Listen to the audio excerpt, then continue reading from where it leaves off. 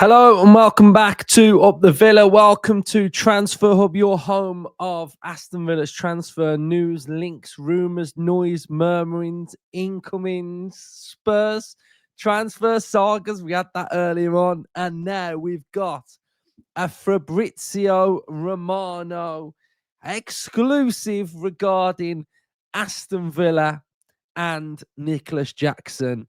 If you are new to our channel, make sure you are subscribing. Close to 27,000, so you can help us get there. Smash the like button. Let's try and go for 800 and comment your thoughts in the comment section. I actually feel like when in this window, when I've done stuff a bit different, tumbleweeds or those type of episodes, Spurs cooking, reporter cooking, Miguel Delaney cooking. Stuff's happening. Stuff is happening. We can't lie. We can't beat around the bush. Like, stuff's happening. And like today, we've had a bit of a mad one around 6 o'clock, and we've had a Fabrizio Romano exclusive regarding Aston Villa in the transfer market. And big wording here, which is very, very important. And I think if anybody is skeptical about Jackson or unsure or definitely not feeling it, these words here should fill you with a bit more confidence. Aston Villa are pushing for Nico Jackson as top target wanted by Unai Emery. Right? Sold. Bring him in. I'll pick him up. Let's have him at Villa.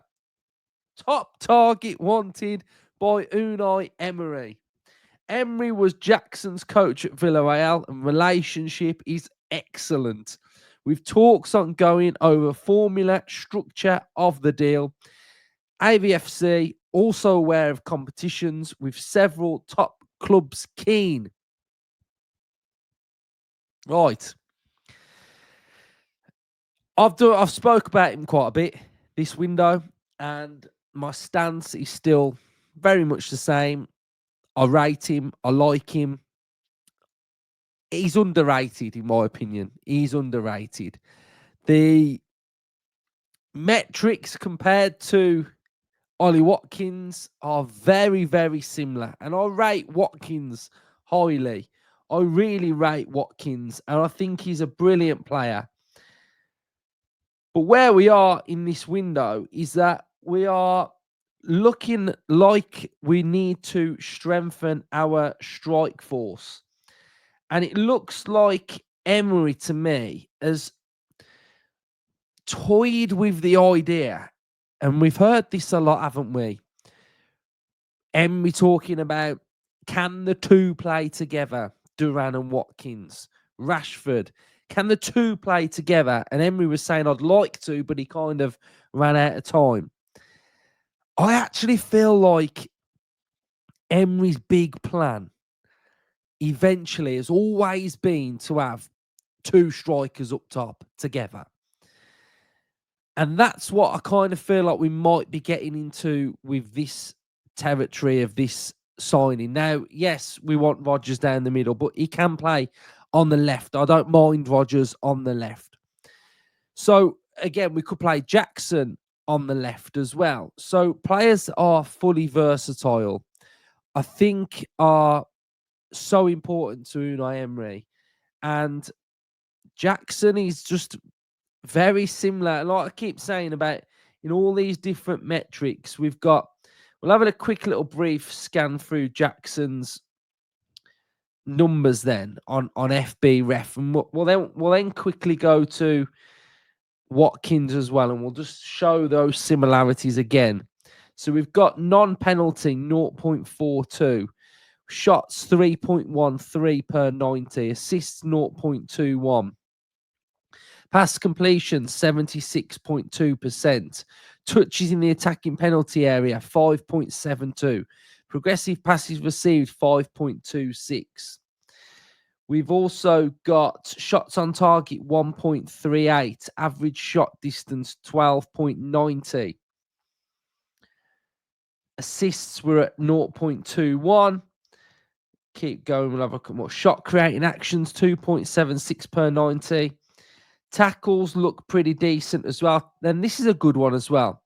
Tackles in the attacking third is at 0.38, and that's in the top 7% of players in his position, which shows that he's pressing further up the football pitch and winning the ball back further up as well. So I think he's progressive carries 1.96, progressive carrying distance 54.57. So if then we just have a quick little scan through of Ollie Watkins, then we can see Watkins and these numbers together then. So Ollie Watkins, we've got non-penalty, goals 0.41, assists 0.33. His assists are better. We've also got progressive passive received 5.96. We click on full scouting network as well and have a quick look at some of these other numbers that we were looking at with Jackson as well. Where's the carrying one? So tackles in the attacking third, Jackson is a lot higher as well at winning that ball back. Watkins' interceptions 0.33.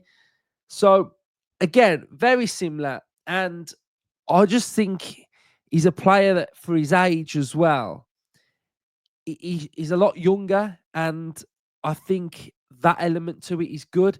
Now, it looks like it is probably going to be a loan with an obligation. So maybe a decent fee to start with, knock that price down of what the end fee is going to be, and we'll sign Jackson next summer. So that is something that I think I can see happening, that we sign Jackson next summer off the back of that obligation.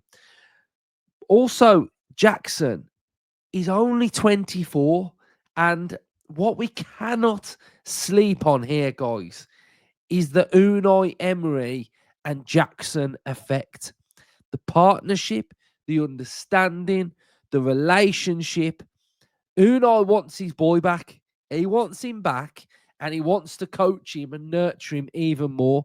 So I think, like Fabrizio's reporting in that opening statement, Unai wants him. So if Unai wants him, and we are going to be spending like decent money on him, like there's going to be a big fee at the end of this, then if Unai's identified him as the guy that he wants, then so be it. So I'm happy about it because, again, I like strikers, and I like nice, shiny, new strikers. So a double act, he could be on the left. We could maybe have him off Watkins up top, and him off the striker. So for me, his goals are there. Like I mentioned on the episode a couple of days ago, he'd be third if he was involved in Aston Villa last season with his numbers. And that cannot be sniffed at. You know, his numbers would have put him third at Aston Villa last season. So if he gets 12 goals, 5 assists, those numbers are still pretty good when you're talking Watkins could be getting near 20. If Jackson was to get, say, 15, that's with Rodgers as well, with Guesson adding a few, Marlon, numbers and goals are now being spread around the team. Again, we want to be strong in Europe. And you look at the striker market at the minute, and you look at it, and I'm not going to lie, guys, like, some of them I'm just not convinced with. Gyökeres, I'm not convinced. I'm really not convinced. I'm just not sure he's going to get the goals. Sesko, unproven. And we're looking at Strand Larsen going to Newcastle for 60. I like Strand Larsen. I think he puts himself about. He's got some nice touches. Played well last year for Wolves. And he's not 60 million. Like, he's not a 60 million pound striker. And you look at the striker market, like, who's out there? Agahauer, like, yeah, good. massively unproven still. At least we know that we are getting a player that has scored Premier League goals. Now, does he miss chances? Yes. Does Watkins miss chances? Yes. But the Unai Emery effect, that sort of like, I get the father figure feel with Emery and Jackson. And I just think that's massive. And he fully knows Emery. He's fully on board. He knows how he works. He knows he can improve. And I think that's massive. You know, it's not just a player that's coming in that just wants to sit there, settle in and play. He's got that affection with Emery. And I think it's absolutely massive. So Jackson, for me, I'm all in, I think. And ask yourself this, and we'll end on this. Jackson comes to Villa. Does he improve Aston Villa? And my answer to that would be categorically 110% yes. He improves Aston Villa. So that's where I'm at. And if then we can add another player elsewhere, a defender, maybe get a bit greedy and get someone else on loan as well. That window's probably not been that bad. Monchi's worked wonders with getting players out. Wonders. Some of the fees, great. He's having a tough job of reducing contracts, getting people off the wage bill, getting people out of Villa. And I'll always stick by this. Never judge a transfer window while it's open. Because if you start getting really annoyed and it's not even closed, we could drop 3 signings on deadline day that are very, very good. And that energy is being completely wasted. So judge it at the end. Let's see what happens at the end. But Jackson, for me, improves Villa. I really like him. I'm happy to say that I really like him. And I think he improves Villa. Let me know your thoughts up the Villa.